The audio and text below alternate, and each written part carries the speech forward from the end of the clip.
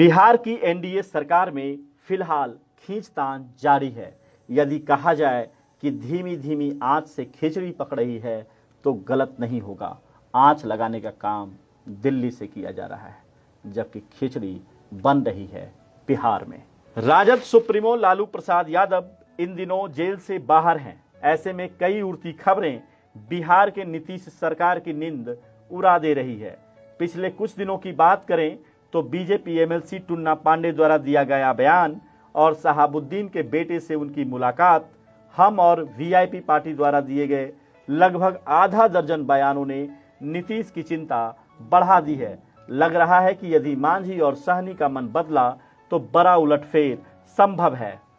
35 वर्षों से पत्रकारिता कर रहे कन्हैया भेलारी ने सूत्रों के हवाले से जो खुलासा किया है उससे निश्चित तौर पर नीतीश कुमार की बेचैनी बढ़ गई है। भेलारी ने कहा है कि गेम चेंजर लालू ने अपनी दांव खेल दी है। लालू प्रसाद ने मांझी और सहनी को संदेश भेज दिया है कि यदि सत्ता राजद के पास आती है तो हम और वीआईपी के सभी 4 विधायक को मंत्री बना दिया जाएगा। खबर यह भी है कि जीतन राम मांझी को मुख्यमंत्री बनने का भी प्रस्ताव लालू की ओर से मिल गया। सहनी के 3 विधायक ने तो हामी भी भर दी है, जबकि मांझी के द्वारा हां कहने का इंतजार है।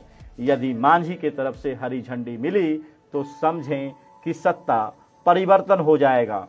वहीं दूसरी खबर यह भी है कि चिराग पासवान को केंद्रीय कैबिनेट में जगह मिल सकती है, जिसे लेकर नीतीश बेचैन है, क्योंकि नीतीश इस बात को जानते हैं कि राजनीति में उनके 2 दुश्मन हैं, एक चिराग तो दूसरा बीजेपी, क्योंकि चिराग के कारण ही उनकी पार्टी तीसरे पायदान पर आ गई, जिसमें बीजेपी की सहभागिता रही है। ऐसे में यदि केंद्रीय कैबिनेट में चिराग को जगह मिलती है तो उस दिन जदयू और बीजेपी का ठिकाना अलग अलग हो जाएगा। ऐसे में नीतीश कहां जाएंगे, यह एक बड़ा सवाल है। सूत्र बताते हैं कि नीतीश भी इस मुद्दे पर अभी से ही सजग है और रास्ता बनाने की जुगाड़ में लग गए हैं, यानी अप्रत्यक्ष रूप से वह भी लालू के संपर्क में हैं। सियासत के करीबी सूत्र बताते हैं कि नीतीश ने लालू के पास प्रस्ताव रखा है कि न आपके परिवार से कोई मुख्यमंत्री बनेगा और न मैं, कोई पासवान को मुख्यमंत्री बनाया जाए। लेकिन लालू ने पासवान की बात पर कहा, यह नहीं हो सकता क्योंकि मेरे पार्टी में कोई पासवान सीएम लायक नहीं है। लालू की ओर से राजपूत का नाम रखा गया है।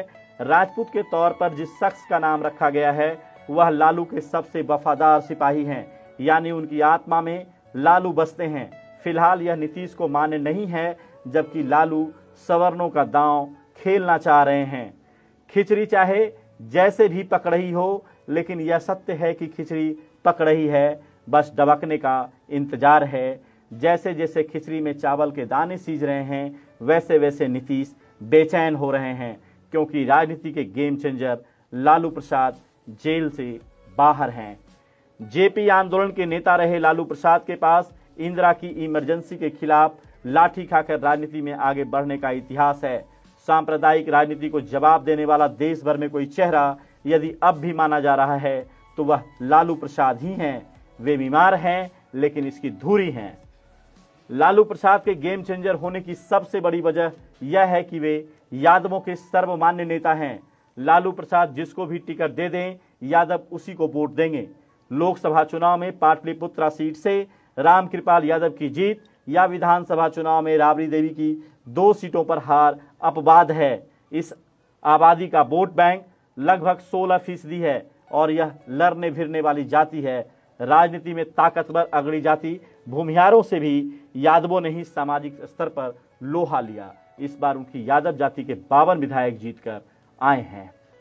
लालू प्रसाद के गेम चेंजर होने की दूसरी सबसे बड़ी वजह मुसलमानों का वोट बैंक भी है। लालू प्रसाद के पास प्रोफेसर जाबिर हुसैन, अब्दुल बारी सिद्दीकी जैसे पढ़े लिखे मुसलमान नेता भी रहे और शहाबुद्दीन और तस्लीमुद्दीन जैसे बाहुबली भी। मुसलमानों का यह वोट बैंक भी बिहार में 16% है। वर्ष 2020 के विधानसभा चुनाव में 19 मुसलमान विधायक जीते, जिसमें 8 लालू प्रसाद की पार्टी राष्ट्रीय जनता दल से जीते। उसके बाद ही एआईएम से 4 जीते। दिलचस्प यह है कि सरकार बनाने की जब बात होगी तो एआईएम के विधायक आरजेडी के साथ जाने की ज्यादा इच्छा रखेंगे। दूसरी तरफ नीतीश कुमार की पार्टी से एक भी मुसलमान नहीं जीते। उन्होंने बीएसपी के जमा खान को पार्टी में शामिल कराकर मंत्री बनवाया। बीजेपी ने राजनीति में बैलेंस दिखाने के लिए शाहनवाज हुसैन को एमएलसी और मंत्री बनवाया। जिस साबिर अली पर इतना विवाद हुआ, उन्हें पार्टी में बीजेपी ने अल्पसंख्यक प्रकोष्ठ का राष्ट्रीय महामंत्री बनाया है।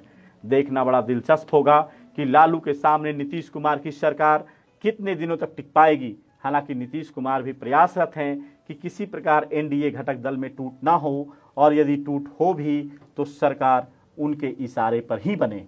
पटना से लाइव इंडिया के लिए अजित के साथ अनिरुद्ध की रिपोर्ट।